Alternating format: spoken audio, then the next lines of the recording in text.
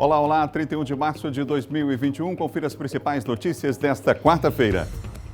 Agora é lei. A Assembleia aprova projetos do Executivo que visam diminuir o impacto da pandemia na área cultural e no setor de bares e restaurantes.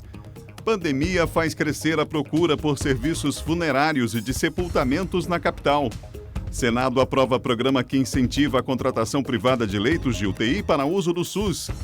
Páscoa sem chocolate, setor amarga a pior crise da história no período. E veja ainda os gols da Copa do Nordeste. Fique ligado na TV Difusora e tenha um bom dia, Maranhão.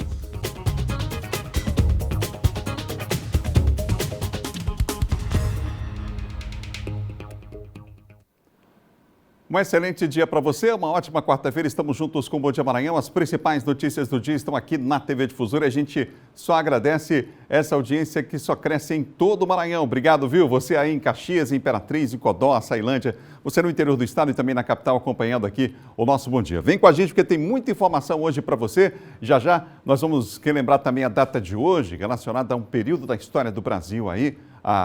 O golpe de 64, a gente vai falar com o professor daqui a pouco sobre esse assunto, refletindo essa situação, trazendo para o atual momento também o contexto que vivemos na atualidade, já aqui no Bom Dia, no último bloco do programa, hein? Você ligado com a gente em todo o Maranhão, vem comigo, a gente vai ver como é que está o trânsito agora aqui em São Luís do Maranhão, na Via Expressa, olha só, nesse instante trânsito até tranquilo, mas aí temos o sol brilhando na capital, temperatura alta, Via Expressa nesse instante, é uma via bastante utilizada pelos motoristas, uma via já mais do que alternativa, né? Já o motorista acostumado com esta via importante aqui da capital. Eu repito para você, imagens ao vivo de São Luís, para a gente começar o dia de hoje, para começar esta quarta-feira, você ligado com a gente em todo o estado do Maranhão. Daqui a pouquinho nós vamos falar ao vivo da Assembleia Legislativa do Estado, que aprovou ontem importantes projetos para tentar amenizar o impacto em relação à Covid-19. A gente vai falar sobre esses e outros projetos que foram aprovados ontem. A sessão bastante movimentada, apesar de ser remota, na Assembleia Legislativa do Maranhão. A gente vai falar daqui a pouco sobre esse assunto. Para você hoje, sessão remota novamente, e a gente deve ter aí os projetos que ficaram na pauta. Daqui a pouco, às 8 horas, sai a ordem do dia, com aqueles projetos mais recentes relacionados, inclusive, projetos importantes na área social, com impacto, por exemplo, no setor de eventos, setor de turismo, entre outros assuntos. Nós vamos falar sobre isso já ao vivo, lá da Assembleia Legislativa do Estado. Vamos para a segunda maior cidade do estado, que é Imperatriz, ver como é que está o trânsito. Imagens ao vivo a gente vai ter agora na tela do Bom Dia para você de Imperatriz, que recebe o nosso abraço nessa manhã em toda a região tocantina. Nossa audiência é altíssima na região. Daqui a pouquinho, Geisel vai falar ao vivo, inclusive, de lá. Essa é a Rua Ceará, esquina com a Santa Teresa, no bairro Jussara, em Imperatriz. Olha só, trânsito tranquilo nessa manhã. O dia está só começando e você vê aí o trânsito tranquilo na cidade de Imperatriz. Um abraço aos amigos em Imperatriz acompanhando a TV Difusora, os amigos aí da TV Difusora Sul também, trabalhando muito aí nesse período, claro, de pandemia, para trazer informação para você, para trazer informação relevante para você que nos acompanha em todo o estado. O Brasil é o país do mundo com maior número de mortes por dia por conta da pandemia do novo coronavírus. A chamada média móvel diária já ultrapassa 3.000 óbitos e ontem o Maranhão bateu o recorde do registro de mortes em apenas 24 horas, o índice de óbitos crescendo, e o Eduardo Bueno está com a gente para trazer mais detalhes a respeito desse assunto. Lamentavelmente, são efeitos aí da pandemia. Bom dia, Bueno. Oi, Adalberto, um ótimo dia para você, um ótimo dia a todos. Revela também que nós não estamos conseguindo, tomar medidas necessárias no combate a essa doença. Para você ter uma ideia, esse levantamento foi feito pela Universidade de Oxford, que tem aí número de países em todo o mundo. O Brasil agora está na liderança com, só no mês de março, Adalberto, 63.150 óbitos. Você lembra que até janeiro os Estados Unidos é que liderava essa lista. Os Estados Unidos agora, nesse momento, por exemplo, até o dia 29 de março, tem 35.919 mortes, número aí quase 22 mil de 22 mil mortes, menor do que aqui o nosso Brasil. A taxa de mortes no mês de março, infelizmente, ficou em 26,89 para cada 100 mil habitantes. quanto nos Estados Unidos, essa taxa de mortes é de 10,63 para cada 100 mil habitantes. Nessa lista, então, estão aí o número de mortes diárias. O terceiro colocado é o México, com 16.117 mortes. Na sequência, vem também a Rússia, com 11.713, a Itália, com 10.651 mortes. Lembramos que a Itália, na primeira onda, foi um dos principais lugares onde a Covid atingiu e matou muita gente por lá. E na França, 8.534 mortes. Adalberto, agora os dados locais aqui do Maranhão. Como todos os dias a gente prepara uma arte para trazer para a população e levantar o alerta dos números aqui do estado. Olha, segundo o último boletim da Covid-19, boletim epidemiológico da Secretaria de Estado da Saúde, foram registrados 241.577 casos de Covid desde o início da pandemia até agora aqui no Maranhão. Nesse momento, Adalberto, ainda em crescimento o número de pacientes que estão em tratamento, casos ativos, são 15.147. O número de mortes é 6.031. Infelizmente, batemos a marca das 6.000 vidas perdidas para a Covid-19. O número de novos casos aqui na capital foi 194, 121 em Imperatriz e 1.116 nas outras regiões. Nós temos também, Adalberto, o número de ocupação de leitos de UTI. Esses leitos são da rede municipal. Um número bastante expressivo e que chama bastante atenção. A gente sabe que os leitos da rede estadual já estão superando a casa dos 90%. Faz mais ou menos um mês, a gente está com uma ocupação muito alta, mais de 3 semanas com uma ocupação acima de 90%, mas os leitos da rede municipal também estão em situação crítica. Dos 30 leitos, 28 estão ocupados, ou seja, existem 2 vagas de unidade de terapia intensiva exclusiva para a Covid na rede municipal de saúde aqui de São Luís. 90 leitos clínicos, dos 90, 28 estão ocupados, a taxa de ocupação é de 31,2%. Agora, Adalberto, por outro lado, a situação poderia estar muito melhor se a gente já tivesse com a maior parte da população vacinada. A vacinação continua sendo realizada e a gente também tem dados aí sobre a vacinação. Neste momento, em todo o Maranhão, são 475.799 pessoas vacinadas com a primeira dose e em São Luís, 108.799 pessoas que receberam aí pelo menos uma dose da vacina contra a Covid-19 aqui no Maranhão. Eu volto ao estúdio com você, Adalberto Melo. Obrigado pela informação, Eduardo Bueno, conosco participando aqui do Bom Dia Maranhão nessa manhã de quarta-feira. Estamos juntos aqui na TV Difusora e olha, mais de 900 mortes já foram registradas no Maranhão no mês de março em decorrência da Covid-19. A situação causou aumento na procura de serviços funerários e sepultamentos na capital. Em todo o estado, foram 939 mortes registradas somente de 1º a 29 de março, de acordo com a Secretaria de Estado da Saúde. Nos cemitérios públicos da capital, março já é o mês com maior média de sepultamentos desde o início do ano. São 7 por dia. Números que ainda assim são menores dos registrados entre os meses de abril e junho do ano passado. Naquela época, os cemitérios públicos da capital chegaram a registrar uma média de 25 sepultamentos por dia. Esse pico de agora, que é a segunda onda, só para você ter uma ideia em termos comparativos, né, o cotidiano do cemitério aí gira em torno de 4, 5 sepultamentos dia, média, né? Nós estamos com essa média alterada para 7. 7, mais ou menos aí, não chega a 8. Mesmo assim, a escalada de mortes provocadas pela Covid-19 em 2021 preocupa. Somente uma das empresas de serviços funerários da capital viu os casos aumentarem de 32 em janeiro para 130 em março até agora. Então, realmente, os números estão crescendo, estão passando de 100% de aumento ao mês em 2021. Ele vai se assemelhar muito ao pico que houve em 2020, em abril de 2020. Nesta segunda-feira, dia 29, o estado bateu recorde de 42 registros de mortes provocadas pela doença, o que também já provocou mudanças no setor.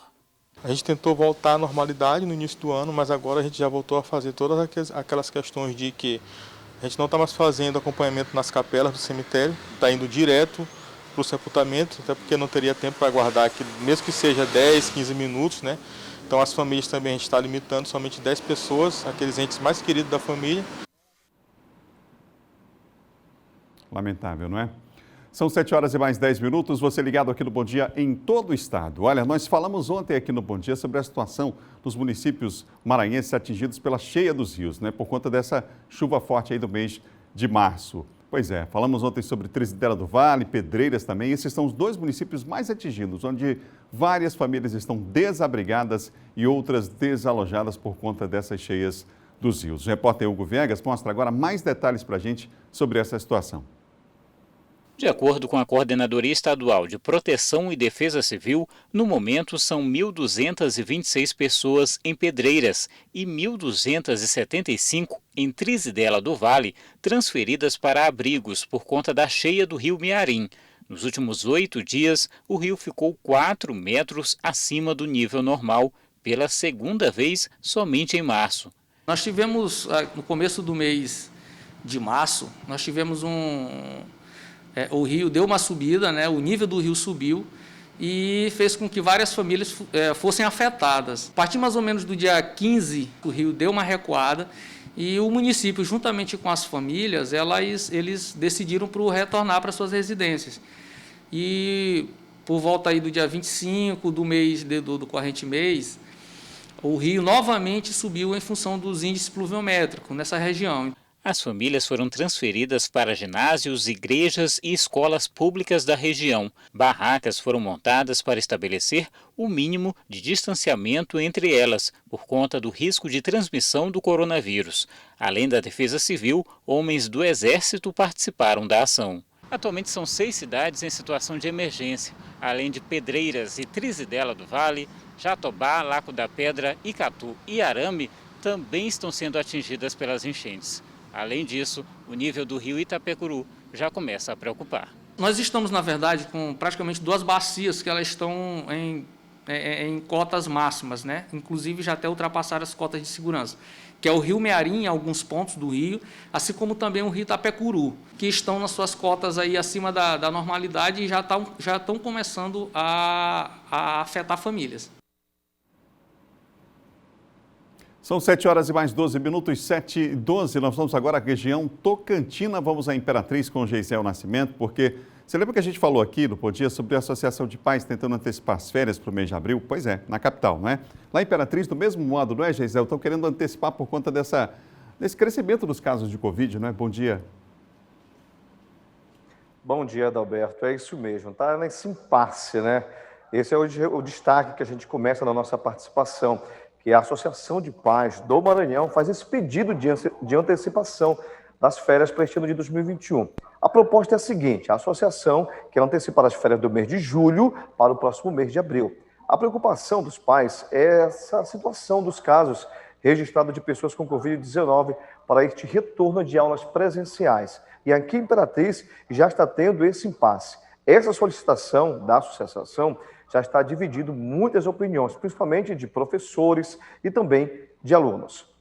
Olha, nesta quarta-feira, 31 de março, e quinta-feira, 1º de abril, não haverá expediente administrativo nas repartições públicas do município. Em decreto publicado na imprensa oficial, o prefeito Assis Ramos estabeleceu ponto facultativo em respeito à tradição religiosa da Semana Santa e pelo agravante provocado pela pandemia de Covid-19.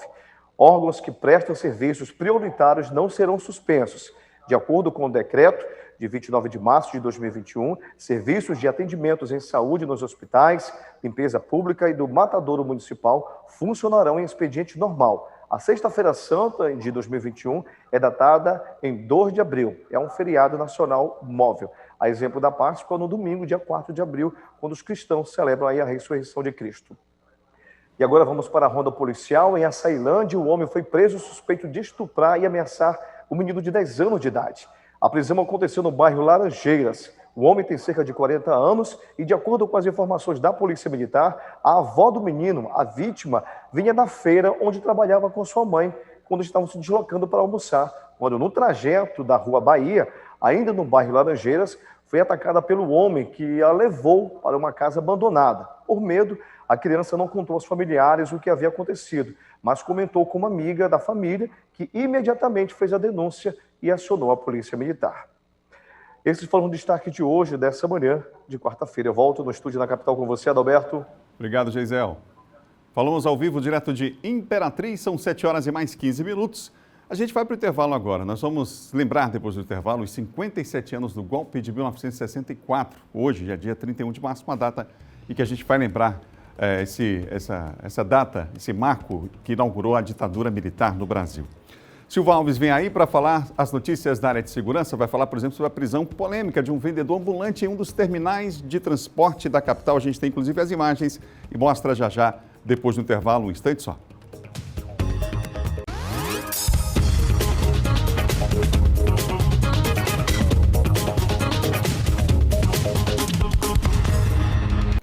São 7 horas e mais 18 minutos, 7h18, você ligado aqui no Bom Dia Maranhão. Olha, a Polícia Federal deflagrou no Maranhão a Operação Apachetas para combater o tráfico de drogas aqui no estado. A Polícia Federal deflagrou nesta terça-feira na região da Baixada Maranhense a Operação Apachetas. O trabalho teve o objetivo de combater os crimes de tráfico internacional de drogas, associação para o tráfico, lavagem de capitais e o comércio ilegal de armas de fogo. Com a investigação policial, foi possível acompanhar a apreensão de aproximadamente 600 quilos de cocaína nos últimos 4 anos. Houve ainda a destruição de um laboratório próprio para a manipulação de drogas, na cidade de Pinheiro, no interior do Maranhão, onde 14 pessoas foram presas somente nesta terça-feira. Um apoio também da Polícia Civil do Estado do Maranhão, importante registrar. Nos ajudaram com o serviço de cães. E a gente está com os números bem produtivos aí, praticamente 18 prisões já efetuadas, apreensões de grande relevância para confirmar a nossa investigação, que teve um foco, como na Polícia Federal, já é um jargão aí que todos conhecem, de descapitalização, né? Lógico, desarticular a organização criminosa e também tentar descapitalizar.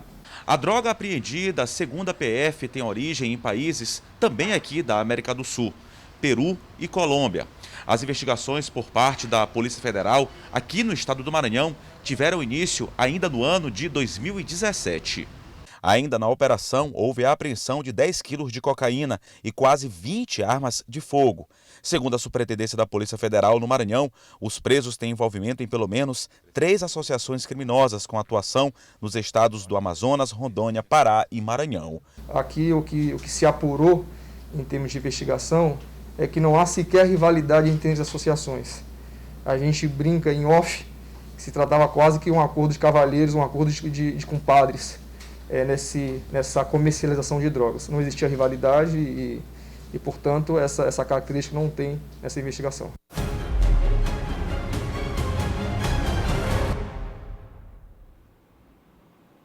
Comigo aqui no estúdio, Silva Alves. Silvão, bom dia para você. Bom dia, Adalberto. Bom dia a você, bom dia a todos. Importante essas operações da Polícia Sim, Federal, com Silvão? certeza, tráfico internacional.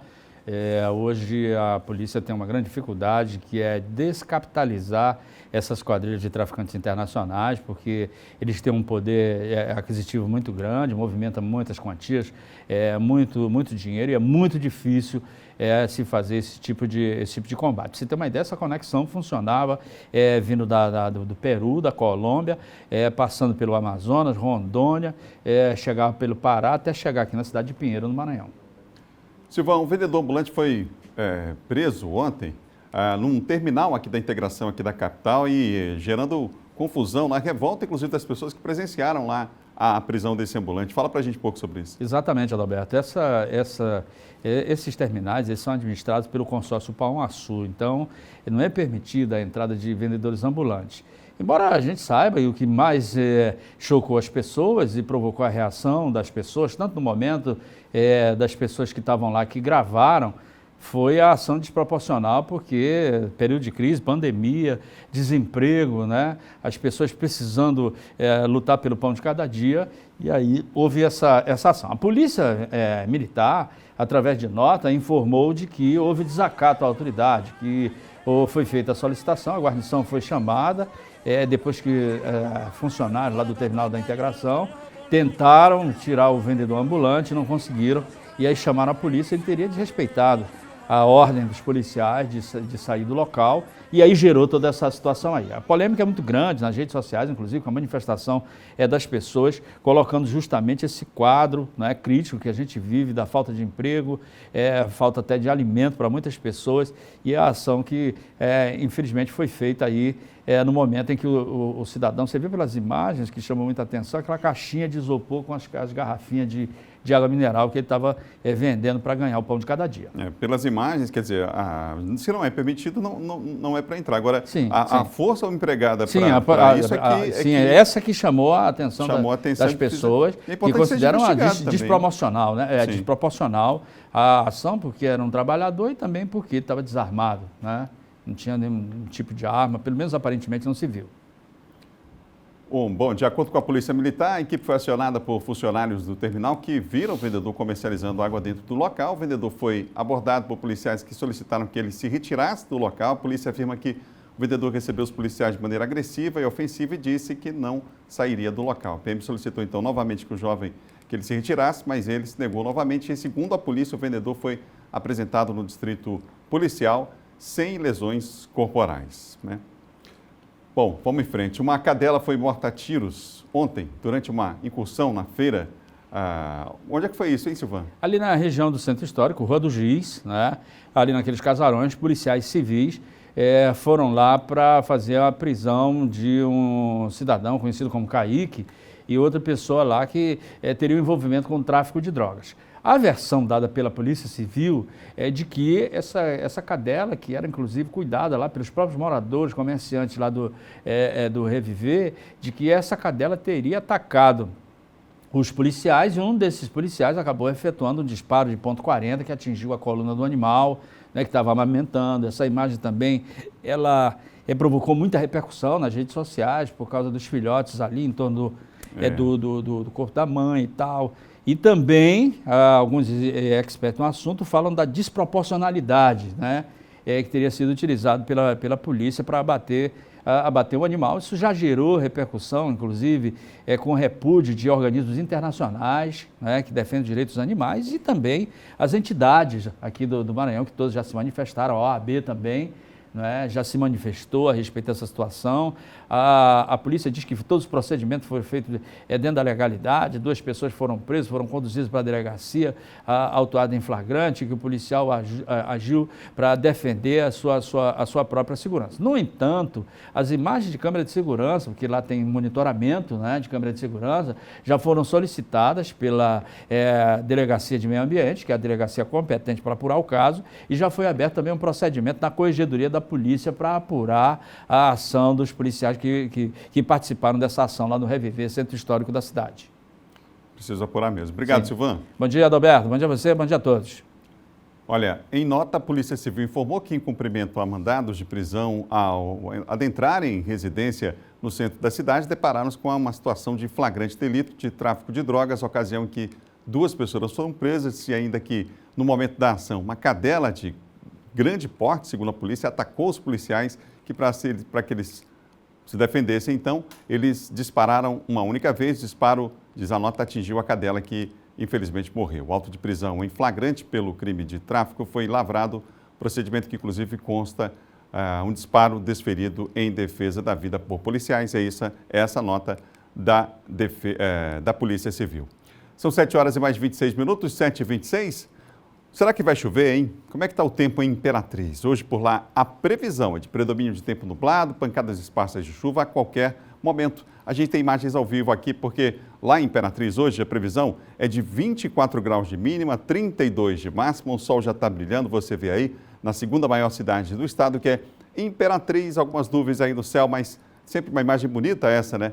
Da cidade de Imperatriz, a gente mostrando ao vivo para você do clima.com. Imagens ao vivo aqui na TV Difusora. Na capital maranhense, a previsão para hoje é de predomínio de tempo nublado e pancadas esparsas de chuva a qualquer momento. A gente tem imagens ao vivo de São Luís nesse instante, próximo à Assembleia Legislativa do Estado, 7 horas e 27 minutos. E hoje a previsão é de 24 de mínima e 31 graus de máxima. Você vê as imagens ao vivo aí da capital do Estado nesse momento. Por falar em imagens ao vivo, a Ceilândia hoje será parecido com ontem. A gente tem imagens de lá também. Sol, aumento de nuvens pela manhã, pancadas de chuva à tarde e também à noite. A mínima em Ceilândia é 24 e a máxima é de 31 graus. Hoje a gente vai ficar devendo imagens ao vivo de Ceilândia. Amanhã a gente traz para você aqui. Tem sido assim e a gente mostra ao vivo o tempo para você ficar bem informado aqui na TV Difusora. Vamos conferir mais 3 cidades, como é que vai estar o tempo hoje, gente? Em Caxias, predomínio de tempo nublado, pancadas esparsas de chuva a qualquer momento. Mínima de 23 e a máxima vai chegar em 33 graus. Lá em Barreirinhas, nos Lençóis Maranhenses, predomina tempo nublado, pancadas esparsas de chuva a qualquer momento. Mínima de 24, a máxima vai chegar a 33 graus. Baixada Maranhense agora, o predomínio é de tempo nublado, pancadas esparsas de chuva a qualquer momento. Mínima de 24 e a máxima é de 30 graus. Você ligado aqui na TV Difusora nesta manhã. Estamos juntos aqui pela TV Difusora. E olha, entidades representativas da sociedade civil organizam para hoje e amanhã vários eventos para lembrar os 57 anos do golpe de 1964 que inaugurou a ditadura militar no Brasil. Nós vamos falar sobre o assunto agora com o professor Adroaldo José Silva Almeida, que é historiador, professor doutor de História do Brasil pela Universidade Fluminense. Está conosco aqui ao vivo no programa. Professor, bom dia. Bom dia, Adalberto. Obrigado pelo convite. Sobretudo, parabenizo a TV Difusora e você em especial pelo fato de estarem abrindo espaço para uma discussão tão importante, ainda mais nos dias de hoje, sobre o que foi esse episódio, não somente do golpe, como também seus desdobramentos para a história do nosso país. Infelizmente, o nosso tempo é pequeno, professor, mas é importante que as pessoas... É importante revisitar a história com esse olhar ampliado, né? Ainda mais nesses tempos que vivemos. Nós temos, inclusive, uma data de hoje, que é um dia após acontecer um outro fato inédito, que no futuro, com certeza, será estudado, que é essa saída, que nunca aconteceu antes, né? Imediatamente dos chefes das Forças Armadas do país. A mudança, por exemplo, de um ministro da Defesa, que também nunca tinha acontecido na história da República. Isso está acontecendo agora, mas é preciso a gente refletir sobre esses fatos com essa visão, não, professor? Sim, com certeza sim. Acho que vivemos períodos muito nebulosos e não é de agora. Eu acho que não é exagero dizer que nós estamos com uma república extremamente fragilizada e, embora a gente tenha algumas instituições que vêm atuando na preservação do Estado de Direito dentro desse país, mas aqui e acolá a gente observa ações diretamente ligadas ao Executivo Federal, diretamente ligadas à Presidência da República, no sentido de minimizar ou diminuir aí a ação dessas instituições que salvaguardam a democracia brasileira. Então, para a gente é muito apreensivo, inclusive, acompanhar as situações muito recentes dentro do nosso país, em especial nesses últimos 2 anos. Professor, o senhor fez, inclusive, a sua tese de doutorado exatamente sobre o comportamento das igrejas evangélicas, algumas delas, né? Esse trabalho que levou aí 4 anos para ser feito. E como é que foi, afinal de contas, como as igrejas evangélicas se comportaram durante a ditadura militar, professor?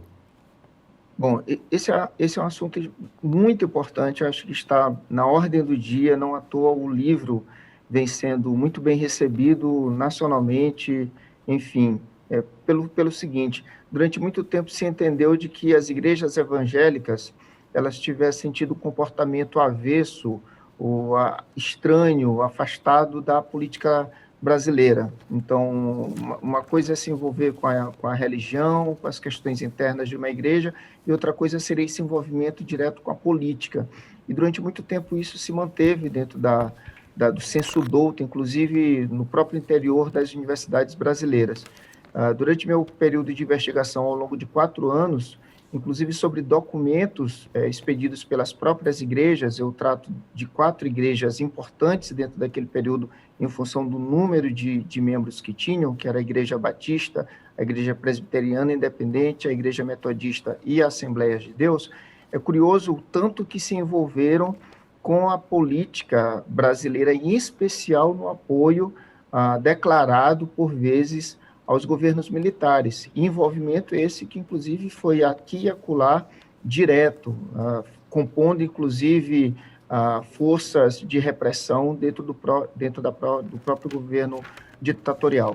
Então, o livro, nesse sentido, serve também para a gente poder compreender não somente o contexto da ditadura brasileira, mas também de revisitar a partir do comportamento que essas igrejas tiveram ao longo do período, desde 63, um ano, portanto, anterior ao golpe de 64, ao longo das diversas fases que a ditadura militar teve ao longo desse período, até chegar em 1985. Então, quando a gente tem ali, em meados dos anos 80, uma inserção muito grande de evangélicos, inclusive dentro do cenário político nacional, ocupando cadeiras dentro do Congresso Nacional, ali na formação da Constituinte brasileira, a gente tem espantosamente diversos evangélicos ali presentes, e isso não ocorreria se não fosse pelo fato de terem se inserido gradualmente ali dentro do período da ditadura militar. Então, é curioso observar que, ao mesmo tempo que determinados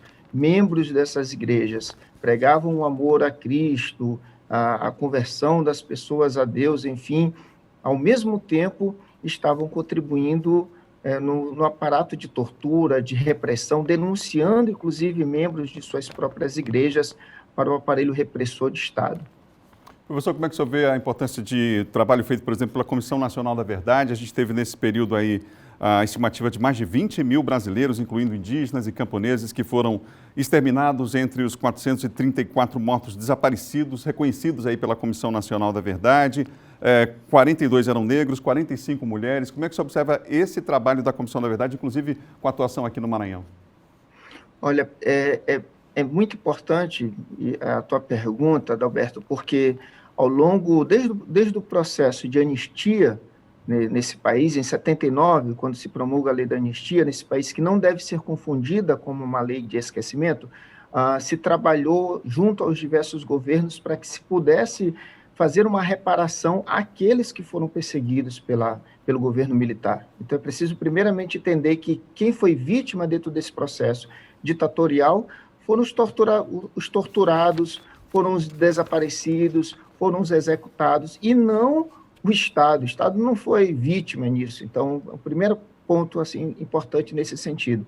Desde 1985, com a redemocratização desse país, se avançou nesse ponto de fazer essa reparação, e a partir do governo de Luiz Inácio Lula da Silva e o prosseguimento com a Dilma, nós tivemos a instalação dessas comissões no sentido, inclusive, de poder escutar aqueles que sobreviveram ao regime. Causa-me espanto em relação a como nós retrocedemos nesse ponto. Veja você que a Comissão da Verdade ela deixou de existir junto ao Ministério da Justiça a partir do governo Bolsonaro, e ela foi colocada, escanteada, para o Ministério da Mulher. Então, hoje ela está submetida à pasta da Damares Silva, que já demonstrou claramente que não tem interesse algum nisto. Veja só, a gente tem países vizinhos nossos aqui na América Latina que criaram, em função, inclusive, dos processos ditatoriais que ocorreram em seus respectivos países, criaram lugares de memória, não para celebrar a ditadura, mas para poder lembrar a sua população o que ocorreu durante períodos ditatoriais. Eu acho que o Museu Memorial de Direitos Humanos no Chile é um grande exemplo disso, assim como na Argentina, assim como o memorial na África do Sul a respeito do apartheid. São lugares de memória para que a gente possa se lembrar das questões que nos ocorreram, sobretudo no que diz respeito à ditadura. Veja só você que nós estávamos tendo a criação de um espaço desse, vinculado à Universidade Federal de Minas Gerais, e desde o momento que o governo Bolsonaro assumiu, o presidente Bolsonaro assumiu o cargo no Executivo Federal, isso tem sido desmantelado dentro do Brasil, a ponto de, inclusive, não haver mais a possibilidade de termos, pelo menos não nesse governo, um memorial relacionado às pesquisas e lembranças sobre o período da ditadura militar nesse país. Ok. Obrigado, professor Adroaldo, pela entrevista aqui a Tudo Maranhão, pela TV Difusora. Eu que agradeço. Obrigado. Conversamos aqui com o professor, historiador, professor doutor em História do Brasil, Adroaldo José Silva Almeida, aqui no Bom Dia. Lembrando que o manifesto Lembrar para Não Repetir acontece, é um manifesto de várias entidades civis, lideranças em vários estados. Hoje as manifestações serão realizadas por meio de debates online e da divulgação de manifestos também a partir de hoje e amanhã. São 7 horas e mais 37 minutos, vamos para o intervalo? A Assembleia aprova projetos importantes que visam diminuir o impacto da pandemia no setor econômico e cultural. E a gente vai ver também que o Senado aprovou o incentivo à contratação privada de leitos de UTI para uso do Sistema Único de Saúde. A gente fala sobre o assunto já, depois do intervalo, um instante só.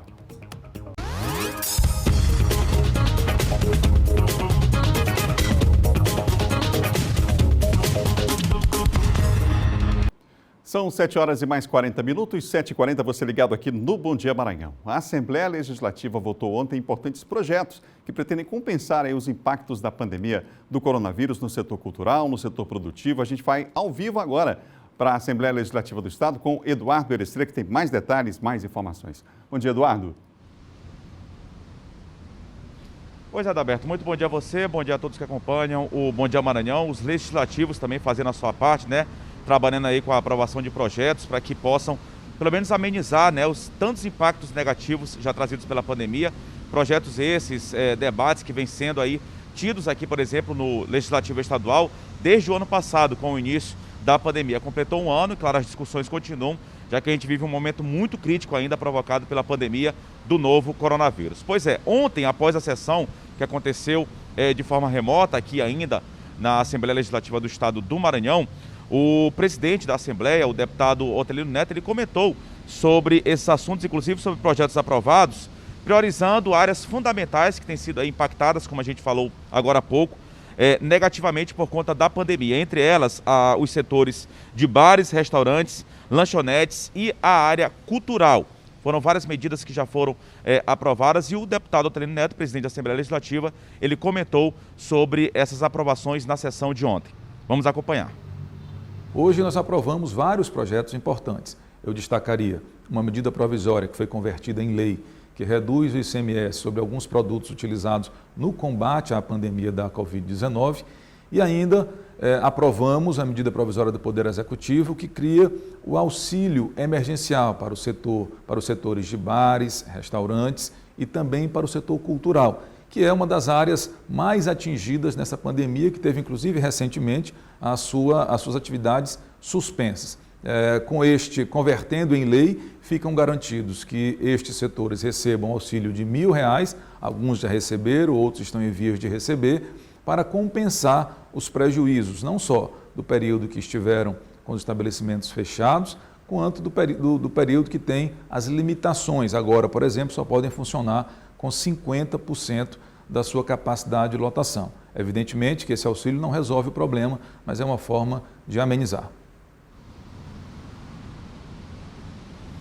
Tá, então, Adalberto, bares, restaurantes, lanchonetes, o setor cultural também recebendo esse apoio, inclusive que foi proposto pelo governo do estado, veio aqui para aprovação na Assembleia Legislativa e agora aguarda a sanção governamental com a aprovação desses projetos, né, desses auxílios para ajudar essas categorias. Mas vale lembrar, Adalberto e telespectadores, outros projetos também, outros debates fundamentais ainda em meio à pandemia de discussão aqui no Legislativo Estadual. Aqui a gente cita, por exemplo, a medida provisória 342 deste ano de 2021, que reduz o ICMS de alguns produtos utilizados no combate à pandemia da Covid-19. Ainda o projeto de lei 050 também deste ano de 2021, que dispõe sobre a aplicação da sanção administrativa a pessoas que sobrepuser na ordem definida para os grupos prioritários, ou seja, aquele que popularmente ficou conhecido como os fura-filas, não é isso? Então, sanções para essas pessoas que de repente ainda não podem se vacinar. A gente sabe que tem os grupos prioritários, então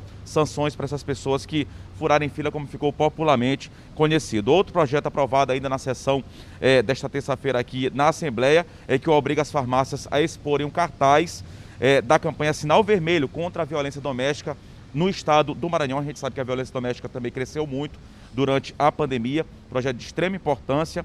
Ainda na sessão desta terça foi aprovado também o projeto de lei que dispõe sobre o funcionamento de academias de musculação e outros estabelecimentos de condicionamento físico, iniciação e prática esportiva de ensino de esportes. e recreação esportiva. E para finalizar, um outro projeto também que foi aprovado na sessão desta terça-feira é o que garante à comunidade LGBTQIA+, o não enfrentamento de restrições durante o processo de doação de sangue nos centros de coleta em todo o estado. Isso também é uma preocupação muito grande, diminuiu muito o estoque de bolsas de sangue em todo o estado do Maranhão. É preciso ainda falar sobre esse assunto, que tem muitas pessoas que necessitam de sangue, e foi aprovado esse projeto que reduz essa burocracia para que a população LGBTQIA+, também possa doar nos hemonúcleos aqui do estado do Maranhão. Então foram alguns projetos que também foram aprovados, além desses que foram mencionados pelo presidente aqui da Assembleia, o deputado Alterino Neto, também outros projetos importantes que foram aprovados, que dizem respeito também a esse debate envolvendo a questão da pandemia. A gente volta com você, Adalberto, desejando uma ótima quarta-feira a todos. Obrigado, Eduardo, pelas informações. Está o nosso Eduardo Ericeira falando ao vivo lá da Assembleia Legislativa do Estado. Olha, a gente falou ainda há pouco sobre projetos relacionados à garantia de direito das mulheres, e aí tem uma notícia aqui importante. As mulheres vítimas de violência doméstica podem recorrer ao aluguel social durante o período de pandemia. O aluguel social Maria da Penha, instituído pelo governo do estado, salvaguarda a vida de mulheres agredidas ao custear o aluguel de uma moradia mais segura para elas. O benefício também ajuda essas mulheres a reunir condições para buscar trabalho e renda, já que a dependência financeira, a gente sabe, é um dos principais motivos para que as vítimas não consigam romper aí o ciclo de violência. O aluguel auxilia ainda as vítimas de violência doméstica a enxergarem uma possibilidade de reconstruir a vida longe dos seus agressores. Lá no portal MA10 você tem mais detalhes e a gente vai trazer também ao longo da programação mais reportagens falando sobre esse aluguel social Maria da Penha. São 7h46, você ligado aqui no Bom Dia Maranhão. Vamos falar de política agora com a participação de John Coutrin.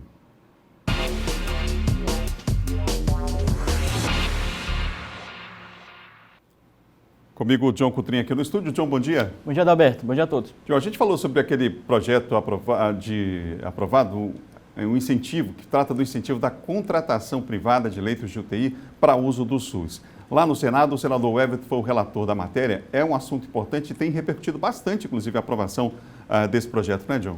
Sem dúvida. Nós falamos ontem aqui dessa possibilidade de aprovação, Adalberto, antecipamos. E ontem foi aprovado esse projeto, né, que, sem dúvida nenhuma, permite aí a contratação de leitos de UTI, né, da rede privada para o SUS.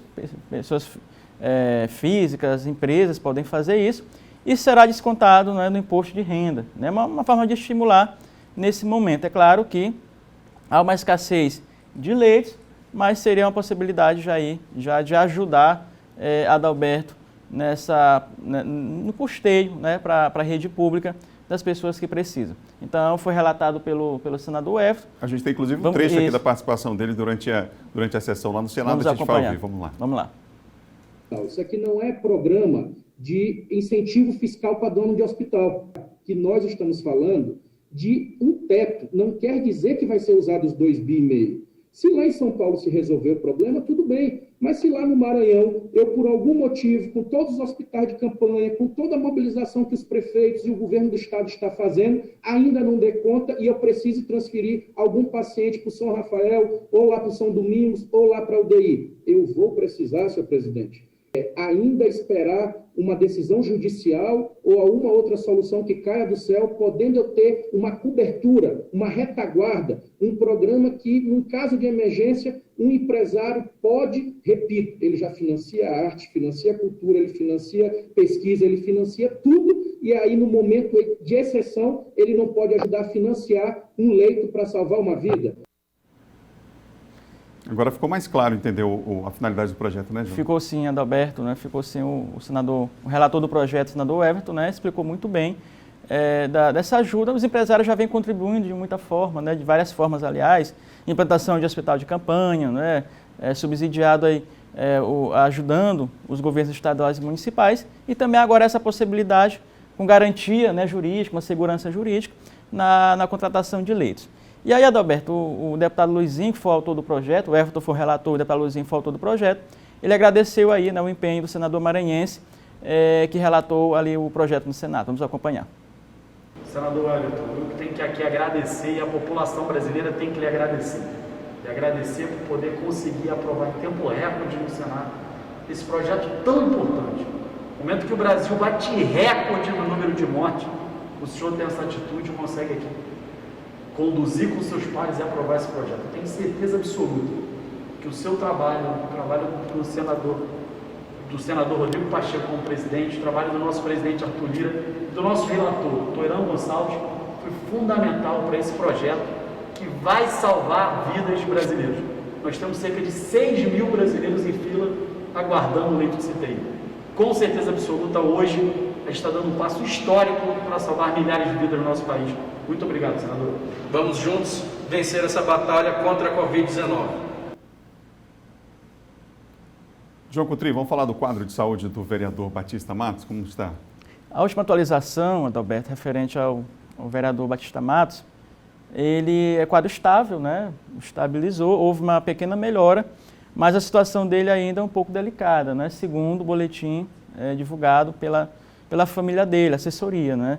Divulgou esse boletim ainda já atualizado no dia de ontem e mostra que há avanços, né? Melhoras no quadro do vereador, que mais ainda carece, né, de cuidados diante de uma situação delicada, mas com certeza, diante dessas pequenas melhoras, desse avanço, a gente já pode aí observar que talvez na próxima semana, possamos ter, Adalberto, já notícias bem melhores em relação ao quadro, né, do vereador João Batista Matos, que é vice-líder do governo Eduardo Braide, ali na Câmara Municipal. E aí, Adalberto, só para finalizar, não é, hoje se fala da questão, né, de mais uma data referente ao golpe de 64. Né? A gente poderia deixar passar isso. A gente ainda há pouco entrevistou, inclusive, um historiador. Exatamente. E aí, é claro, eu queria só destacar ontem um projeto que tentaram colocar na pauta, que foi o do Major Vitor Hugo. Não é? Esse projeto aí que fala já um dispositivo, né, de mobilização nacional, estado de mobilização nacional, mas que permitiria, segundo esse projeto do Vitor Hugo, Major Vitor Hugo, deputado federal, permitiria aí ampliar os poderes, né, do governo federal para que pudesse aí, digamos assim, mandar, né, nas polícias. Ou seja, por exemplo, em relação a decreto de lockdown pelos governadores, o presidente da República teria autoridade sobre as polícias para intervir, né, em caso de estados que decretassem lockdown. É claro que esse projeto não foi, né, colocado em pauta, até porque os outros líderes partidários não concordaram. A gente sabe que essa situação de decretação de mobilização nacional só ocorre quando há uma ameaça de invasão estrangeira. Aí pode sim acionar as polícias. E é um projeto que não passou nem pela Comissão de Constituição e Justiça. Não passou, exatamente. Né? Provavelmente não vai passar. Né? Ele queria botar lá no afogadilho para aprovar de uma hora para outra. É claro que foi rechaçado imediatamente, até porque tinha outras, né, finalidades além do que ele já estabelece. Obrigado, John. Até amanhã. Até amanhã. João Coutrinho, nosso comentarista de política aqui do Bom Dia, são 7h53.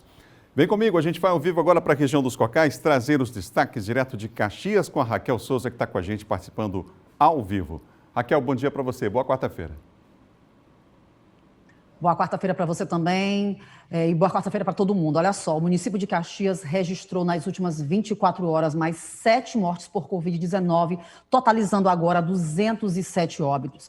Entre as centenas de vítimas da Covid-19 aqui no município está o poeta, ativista, professor, membro da Academia Caxiense de Letras e membro também da Academia Sertaneja de Letras, Educação e Artes do Maranhão, Carvalho Júnior. Ele estava internado há quase um mês e morreu ontem por complicações da doença. Inclusive, Adalberto, o mês de março deste ano foi o que mais registrou óbitos desde o início da pandemia. Em 4 dias, mais de 324 novos casos e 20 mortes foram registrados no município. E até ontem, em toda a rede hospitalar, seja do estado, seja do município, a taxa de ocupação de leitos atingiu mais uma vez 100%. Então, essas unidades de saúde não dispõem mais de leitos de retaguarda e nem de UTI. A expectativa é de que até a próxima sexta-feira dessa semana, né, lógico, o novo hospital de campanha seja entregue pelo Estado. O local é o anexo do Hospital Municipal Gentil Filho, onde ficou de funcionar o atendimento de oncologia e agora vai oferecer essas unidades aí, esses leitos a mais. Serão oferecidos mais 10 leitos de UTI e 18 leitos de retaguarda. O município conta agora com 8.334 casos confirmados da doença. 7.669 pessoas foram recuperadas, são 103 pessoas internadas. Em relação às doses de vacinas da Coronavac e AstraZeneca recebidas foram 18.562 doses e em relação às aplicadas foram 17.061 doses. Com essas atualizações, nós voltamos com você no estúdio, Adalberto. Obrigado, Raquel. Bom dia. São 7h55. Você ligado aqui no Bom Dia Maranhão. Olha, as consequências da crise econômica causadas pela pandemia também têm reflexo na Páscoa. A queda nas vendas já é registrada pelo comércio. Nos mercados, as colmeias cheias de ovos de Páscoa chamam a atenção dos consumidores, mas a maioria apenas olha e devolve o produto. A redução das compras dos artigos da data começou a cair no ano passado. Com o início da pandemia, a Associação Brasileira da Indústria de Chocolate, Cacau, Balas e Derivados registrou queda de 15% na produção dos artigos. Foram 8,5 toneladas de chocolate em comparação com as 10.000 toneladas de 2019. E as vendas da Páscoa deste ano devem ser ainda menores. Segundo a Confederação Nacional do Comércio de Bens, Serviços e Turismo, a redução neste ano, em comparação com a data no ano passado, deve girar em torno de 2%. A crise causou ainda a redução dos lançamentos dos grandes fabricantes dos artigos no país. Em 2020 foram 132 e neste ano apenas 95. Para driblar as baixas e atrair clientes, este supermercado da capital maranhense aposta na produção de 3 tipos de ovos, trufado, de colher e tradicional. Os produtos mais personalizados têm saído mais do que os da indústria tradicional. Hoje o perfil da Páscoa ele se encontra mais com o perfil de presentes, são os kits, onde nós oferecemos kits personalizados com vários preços atrativos e que mantemos também a nossa qualidade. Para manter a tradição em casa, a Silvana resolveu levar um ovo, mas para todo mundo dividir. Em tempos tão difíceis, ela viu a necessidade de adoçar a Páscoa e a rotina de isolamento da família. A gente adoça um pouco a vida, né? Os momentos são tão difíceis, então se a gente puder fazer alguma coisa que nos traga um pouco de alegria, claro que a Páscoa não é só isso, né? A gente assiste missa, a gente reza, a gente pede muito para o bem comum, né? Agora nós vamos falar da maior competição regional do país no primeiro semestre. Hora de falar de futebol.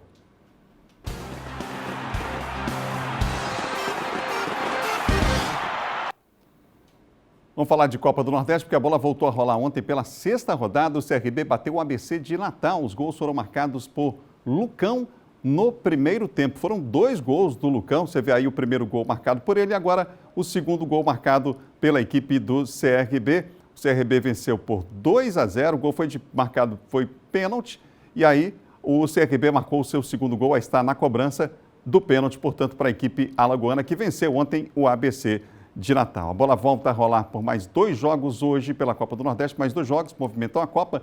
O Sport pega o Santa Cruz, com transmissão aqui da TV Difusora a partir de 9h30 da noite. E o Ceará entra em campo também para enfrentar a equipe do CSA também hoje à noite. Todo mundo secando, aí os bolivianos, né? A torcida tricolor secando o Ceará, porque o Sampaio está ali em 3º lugar, gente. No grupo A, está no G4, está na zona de classificação Sampaio. Portanto, faltando 2 rodadas para encerrar a Copa do Nordeste aí nesta primeira fase. A gente vai ficando por aqui. Outras notícias você vai ter no portal MA10. Bom Dia termina agora. Amanhã a gente volta às 7 horas da manhã. Imagens ao vivo a gente tem agora da Avenida Carlos Cunha. É assim que a gente encerra o Bom Dia de hoje. Até amanhã.